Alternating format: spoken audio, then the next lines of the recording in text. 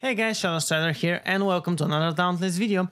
In this video I'll be showing you all my full solo fight against Rezakiri and talk to you about him and some suggestions I have based on my fights against him. I took Shroud down solo last week and this week it was Rezakiri's turn.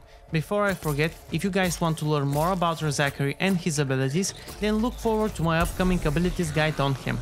Link for that will be in the description down below. Also, if you want to see more Dauntless content, follow me on Twitch, where I stream Dauntless solo hunts, and don't forget to subscribe to the channel for more content. So, Rezakiri was a very fun behemoth to do solo. I think I tried 2-3 times before taking him down, which was a good progress pace for me considering he was the last behemoth left for me to solo in the current lineup of Dauntless. As you already have seen, I am again not trying to do the behemoths with Yukio gear, but instead I went against a tier 5 behemoth with a tier 4 armor and I only used my Shroud sword, which is at level 1. The reason for this is purely because I think that for the first time when I try to solo kill something, I would at least use a weapon against which the behemoth has a weakness. If there was a tier 4 Umbro weapon, I would have used it, but there is not one as of yet. In the future, I do plan to do this guy and others with weapons which are elemental neutral and are tier lower than the behemoths themselves, so stay tuned for that.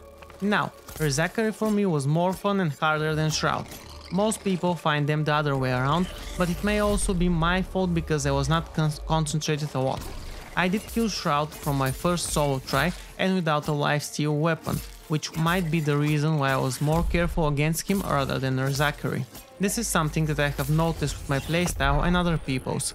When we use and know we have a lifesteal weapon, we are more likely to play more aggressive and take more damage, and take on behemoth attacks rather than evade them. This is something which I would advise anyone against doing since it does not prove any skill. Don't get me wrong, I may do videos on soloing behemoths, but there are tons of other people who can do that better than me and I'm by far not the most skilled Dauntless player out there. But my point is to not get used to relying on the weapon to get you back to full HP, but rather concentrate on learning the behemoth patterns and evading their attacks properly. I also do hope that Shroud weapons get a little nerf, since at the moment they're just way too overpowered and you can literally just rush at any behemoth with them and only bother to evade every once in a while. Using a Shroud axe can get you back to full HP with 3 or 4 hits, which is a little bit insane. But enough about overpowered heavy weapons in the game, let's talk about Rezakiri now. His abilities guide video should follow up soon, although with the upcoming wipes and open beta, I think I should wait and just make an up-to-date guide on him. Chances are that most behemoths will get some changes, be it minor or major, in the upcoming weeks. Nevertheless, for now, Rezakiri is a fun bug to dance with any day of the week, although you only get to fight him once each 2 weeks alone and once each 2 weeks in a combination with Karabakh. I have yet to try any tier 4 or tier 5 dual behemoth fights, which are the real test of ability, and I mean trying them out with a normal weapon, not a Shroud weapon, but let's not get back on that topic. So, as I mentioned before, for people who do not know or haven't reached this level of the game yet, you can face Rezakiri once each 2 weeks, and you can face him with a combination of Karabakh again once each 2 weeks. So 1 week you have Rezakiri, 1 week you have Rezakiri with Karabakh.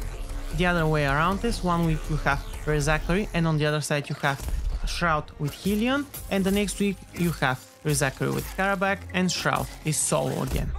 I have some criticism from my side regarding Rezakiri. Firstly, I think he should do his tail swipe ability more often. I think he did it a total of 5 or 6 times for the whole fight, excluding the times when he does it to flee away. The reason for this might be because destroying his tail disables this ability and I need to test this further, but if any developers are watching, please, for my sake, make him tail swipe more often. Also, the fact that 90% of the time you can only attack his tail is also bothersome.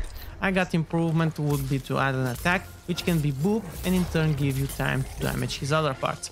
I know that you can do that after he slams down to the ground, after most of his attacks, but I think that at the moment you have 2 phases when going against him. Phase 1, Rezakiri does nothing and glides, so attack his tail all you can, which guarantees you that you will get a tail wood.